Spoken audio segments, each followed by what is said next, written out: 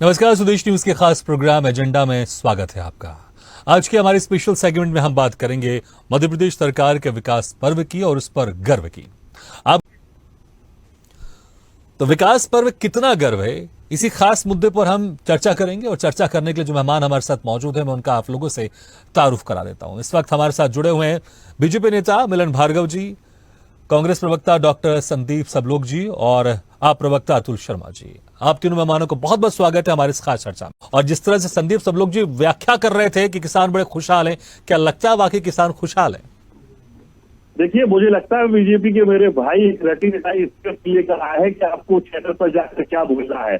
आज मध्य प्रदेश की 8 करोड़ जनता इस प्रदेश को लगातार देख रही है। जिस तरह से मध्य प्रदेश में विनाश और शर्म का माहौल है, आप देखिए कि पटवारी परीक्षा में किस तरह का बड़ा भ्रष्टाचार खुलकर सामने आया। आप देखिए कि भगवान को धोखा देने वाले लोग जिन्होंने महाकाल बाबा के लोक में इतना बड़ा भ्रष्टाचार किया कि वहां सप्तऋषि जमीन को छोड़कर चले गए, और तमाम ऐसी बातें हैं। हम 50,000 रुपए के कर्ज के साथ हर नया बच्चा पैदा हो रहा है। अभी प्रधानमंत्री जी आए थे, वो खुद अपने भाषण में बोल के गए। और आप केंद्र सरकार की रिपोर्ट को देखिए, सबसे गरीब 4 प्रांतों में मध्य प्रदेश का नाम है। तो मुझे तो ये समझ में नहीं आता कि विकास किस बात का हुआ है। मुझे तो लगता है कि विकास भ्रष्टाचार का हुआ है, विकास बेरोजगारी का हुआ है, विकास घोटालों का हुआ है, विकास लगातार जो महंगाई बढ़ रही है उसका हुआ है, और लगातार बेरोजगार होते युवाओं का हुआ है। भारतीय जनता पार्टी न जाने किस ख्वाब में डूबी हुई है, कौन सा सपना लेके निकली है।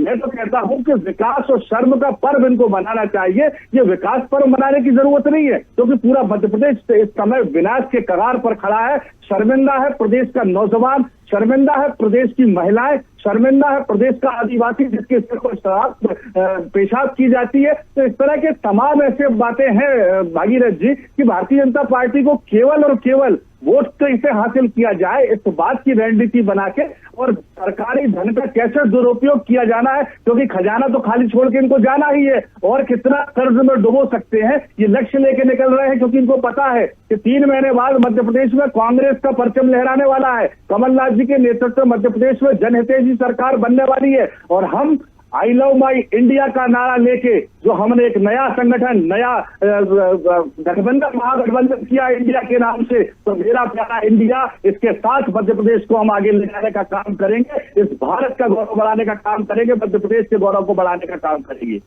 देखिए भागीरथ जी, उपचुनाव अलग तरीके का होता है जिसमें सरकार अपने संसाधनों का प्रयोग करती है। हम 2018 के अगर चुनावों की बात करें तो मध्य प्रदेश के किसानों ने माननीय कमलनाथ जी पे भरोसा किया था, और पूरी तरह से नहीं किया था। आपको बहुमत नहीं मिला था, आपको बहुमत नहीं मिला था, बस 3-4 सीटें ज्यादा मिली थी आपको। हम सौदेबाजी में और लूट फरोख्त में सरकार गिराई गई है। हम बहुमत में थे, हम 115 सीटों के साथ सरकार में थे। ये कैसे कह सकते हैं भागीरथ जी कि हम बहुमत में नहीं थे? भारतीय जनता पार्टी आपने दूसरी पार्टियों के समर्थन से सरकार बनाई थी, कांग्रेस को पूरी तरह से बहुमत नहीं मिला था, ये कह रहा हूं आपसे मैं। और सिर्फ 3 या 4 सीटें आपको ज्यादा मिली थी बीजेपी से। निश्चित रूप से ये जनादेश जो था भारतीय जनता पार्टी के खिलाफ था। अभी मैं चाहता हूं कि जब 2011-12 की तुलना में आपके मोदी जी और शिवराज सिंह जी ने कहा था कि वो मध्य प्रदेश के किसानों की आय को दोगुना करेंगे, और हाल ही की सरकारी रिपोर्ट में प्रति किसान 27 रुपए प्रतिदिन की उनकी आमद निकल रही है, तो ये कितने प्रतिशत बढ़ा? दूसरा प्रश्न मैं ये पूछना चाहता हूं कि जब भारत सरकार की रिपोर्ट में ये आ रहा है कि खेती किसानी को लेकर, कृषि को लेकर जो बजट आवंटित किया गया उसमें मध्य प्रदेश में कुल 40% राशि खर्च हुई, 60% इन्होंने खर्च ही नहीं की। तीसरी बात मैं करना चाहता हूं कि जब मोदी जी यहाँ आए थे वो खुद बोल के गए थे कि मध्य प्रदेश गरीब राज्य है, पिछड़ा राज्य है। तो 18 साल से आप मध्य प्रदेश की जनता के साथ बीजेपी को मिली थी। भागीरथ जी, हम मध्य प्रदेश की बात कर रहे हैं, मध्य प्रदेश की सरकार की बात कर रहे हैं जो विकास पर्व के नाम पर मध्य प्रदेश में पाखंड फैलाना चाहती है, डॉन कर रही है।